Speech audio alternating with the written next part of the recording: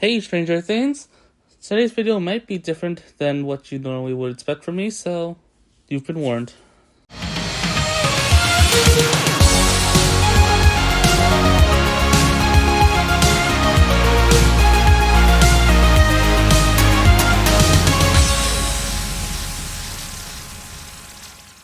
So anyways, today we are breaking down the Arcane Odyssey lore.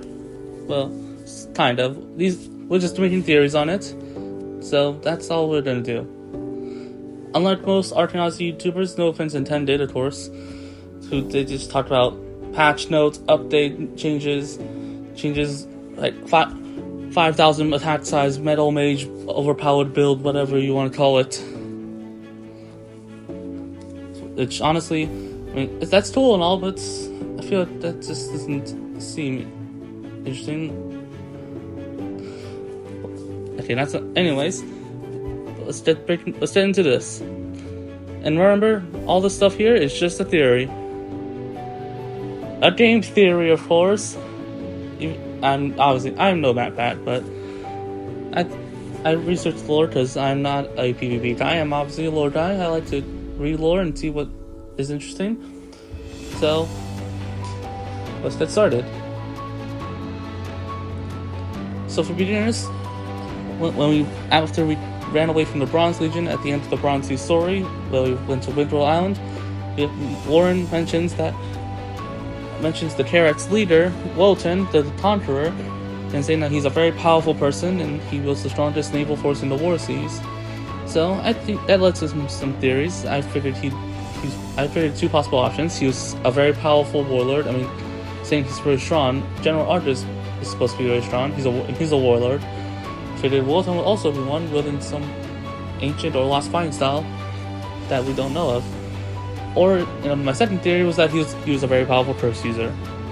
With the Port Mistral update, that was cleared out and confirmed that he was in fact a curse user. The word curse user to be more specific.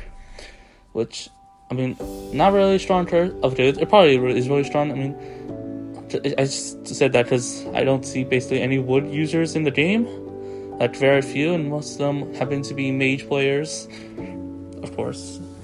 And according to my research, Wotan is not involved with the Order of any way, shape, or form. He was not responsible for any of its foundings. He's not part of it. He's not some High Lord or Baron. So that clears him out of the Order theories. But his sons aren't, so one of them could be involved as well. And we also still have one undiscovered Bronze Sea Baron. And one turn theories is that it could be General Julian, the last curse user. But I'm also just theorize on Commodore Kai as well, considering after you defeat him, he says, if I don't finish you, they surely will. It leads to very mysterious questions that what is he hiding? So, and in the first part of the Nimbus update, there was a rumor theorizing that Empress Nyla was a curse user, considering the color of her eyes. And Port Mistral update confirms that as well. She says, when I received my curse, which confirms she is a curse user.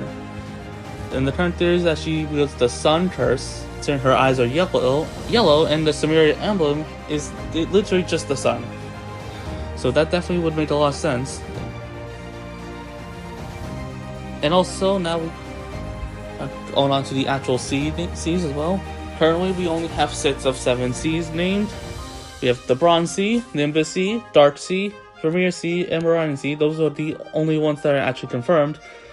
The Fourth Sea, which currently has a placeholder name of the Agency, it could be bound to change at any time, but this means that we only have 6 named seas. The 6th sea still remains unnamed, so there's a bunch of mysteries behind that. And as for the Agency Sea, which contains the Azura province, which I assume we'll head there once we're done with Karak's. And we'll probably do something. I don't know what we'll do there. And apparently, going to the Port Mistral secret, they are specializing in Arcanium weapons and stuff, which we already have Arcanium stuff access to. So it definitely is very interesting to see what we will find there. So when the Vermeer Seas drops, hopefully in late 2024, if not early 2025. But I assume because like when on Ravina, after we killed Calvis, we put on a white cloak to disguise ourselves. I assume that like when we head to Ravina Sea, that the Pirates Island, I forgot what it was called. I assume that like once they see us, we'll have to also put on the white cloak to hide from them.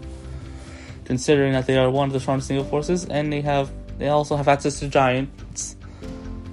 So yeah, and definitely don't want to be having that kind of trouble. And I'm also anticipating that we might have to fight a few of his sons. Hopefully not all of them. Some of them already have pretty insane curses.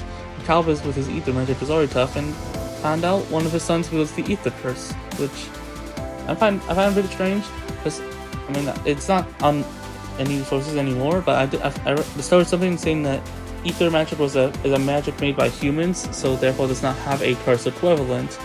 But then Fort Mashrofi confirms that there is an ether curse out there, so if I had that source I would definitely know, but I remember reading that. Anyways, and we also, as of this 6th sea, we don't know its name, we have known nothing about it, we don't know what's in it, what kind of stuff we'll be expecting. I mean, it's kind of early to figure it out. We only have 3 seas, access to 3 seas. Even the Nimbus Sea is not complete yet, so I mean, there's a theory saying that it's likely where the Order of Azer is located, like the main base with all the founders and everything. So, and I think that the name would definitely be called the Azer Sea. I mean, it would explain the name, the Order of Azer. So that if Order of Azer, that it come from a place called the Azer Sea. But if that's not the sea name, then I don't know what is. So, yeah. That is all I have to say on this. So, thanks for watching, and goodbye.